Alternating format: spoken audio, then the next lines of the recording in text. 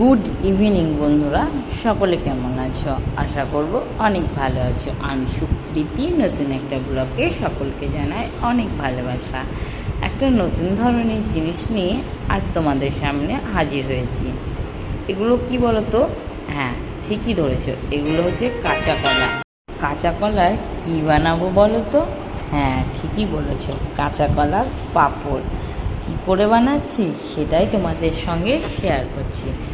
দেখে নিলে আমি অনেকগুলো কাঁচা কলা কিন্তু গোল গোল করে কেটে নিয়েছিলাম। তারপর সেটাকে ভালো করে পরিষ্কার করে নিলাম, যাতে আঠা ভাব এবং কালো চিটচিটে ভাবটা চলে যায়।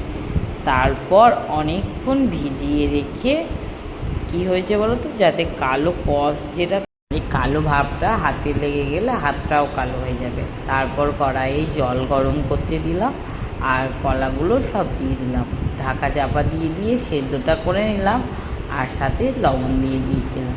কিছুক্ষণ সেদ্ধ হয়ে যাবার পর একটা একটা করে ভালো করে সাজিয়ে নিয়েছি। কুলোর মধ্যে প্লাস্টিক দিয়ে দিয়েছি, কেননা কি তাড়াতাড়ি শুকিয়ে যাবে।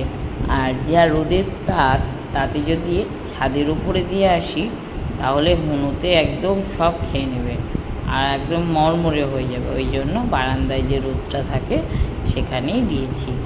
আর এটা 2 দিন শুকিয়ে যাওয়ার পর দেখো গরম তেলে একদম কিন্তু মচমচি করে ভাজা হয়ে যায় আর খেতে খুব ভালো লাগে। এটা টক ডালের সঙ্গে খাবে, খুব ভালো লাগবে। এটা আমি কি বলো তো, শনিবার মঙ্গলবার এইগুলো বারে কলার পাঁপড়টা খাই। আর আমার কলার পাঁপড়টা কেমন লাগলো অবশ্যই কমেন্ট করে জানাবে।